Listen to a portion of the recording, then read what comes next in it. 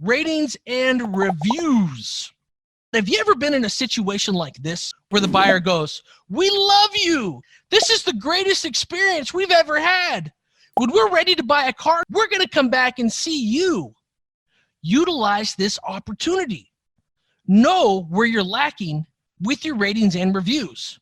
If the store has 500 five-star Google reviews, have them do a Facebook review or a Yelp review or an Edmunds review or a TrueCar review or wherever you're lacking. If you get somebody to walk over to your computer, your laptop, or break out their cell phone or write you a review, so the buyer's sitting there, I really like Adam because Adam showed us the vehicle. We found exactly the car we wanted.